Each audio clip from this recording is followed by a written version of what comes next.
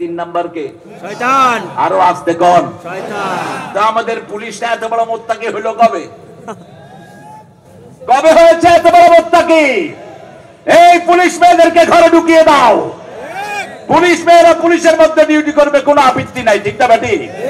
কেন এটা চালু রেখেছো? রাতের বেলায় দেখি যে বাহ, একজন পুরুষ আর একজন মহিলা। আল্লামা সাইদি সাহেবকে চিনেন তো আপনারা? মনে আছে তো আপনাদের কথা? ওনার কথা মনে আছে তো? আল্লাহ তাকে জান্নাতুল ফেরদাউস দান করুক। যা বলেছেন সব সত্য, ঠিক না বেটি? বলেছে বেশি দেরি করবে না, তোমরা গাছের আগায় আমরা গোড়ায়, একটা ঝাঁকি দেব, বামু বাড়ি দিল্লি গিয়া পড়বা।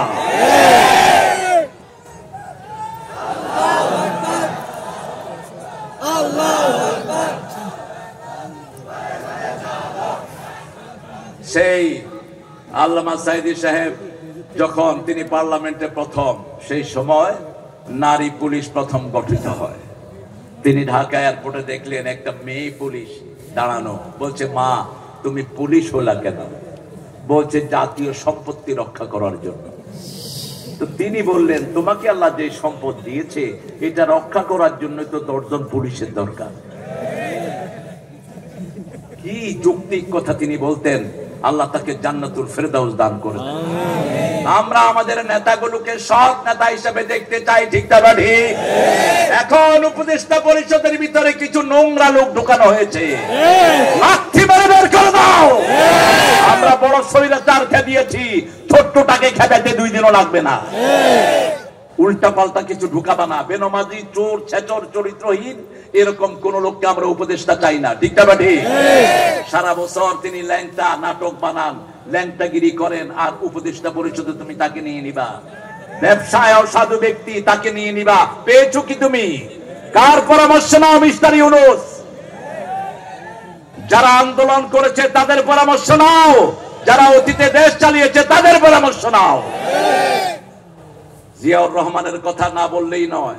একটা ব্রিফ কেসের ভিতরে কি পাওয়া গেছে? কি পাওয়া গেছে? ছেঁড়া গেঞ্জি, একটা তসবি, আর কি? জায়নামাজ। আর কি?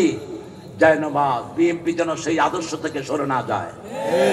সেই আদর্শ থেকে সরে গেলে বিএনপি কোনোদিন মাথা তুলে দাঁড়াতে পারবে না। আমরা এক আল্লাহর কাছে সেজদা দেব, ঠিক না ঠিক? আল্লাহ ছাড়া কাউকে পরোয়া করতে জানি না আমরা। আমাদের শুরু এবং শেষ কে? আল্লাহ। জোরে বলেন লা ইলাহা ইল্লাল্লাহ। ইমামুন আদিল। যে ইমাম নামাজ পড়বে না সে আমার ইমাম হতে পারবে না। যে ইমাম আল্লাহকে মানবে না সে আমার ইমাম হতে পারবে না। আল্লাহ বলছেন ইমামুন আদিল যে হবে, 10 জন লোক কারো আন্ডারে থাকলে কয়জন? 10 জন যদি কারো আন্ডারে থাকে, ওই 10 জনের একজন যদি তার বিরুদ্ধে কমপ্লেইন দেয়, তার জন্য জান্নাতে যাওয়া সম্ভব নয়।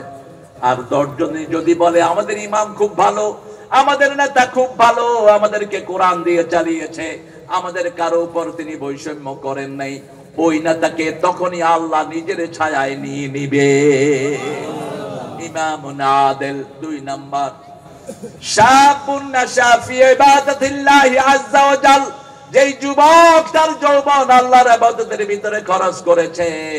ইবাদত আছে যেখানে যুবক আছে সেখানে যৌবন আছে, যেখানে ইবাদত আছে সেখানে রাতের অন্ধকারে যেই যুবক তাহাজ্জুদে দাঁড়িয়ে কাঁদে, তার চেয়ে মর্যাদাবান কোন যুবক আল্লাহর জমিনে।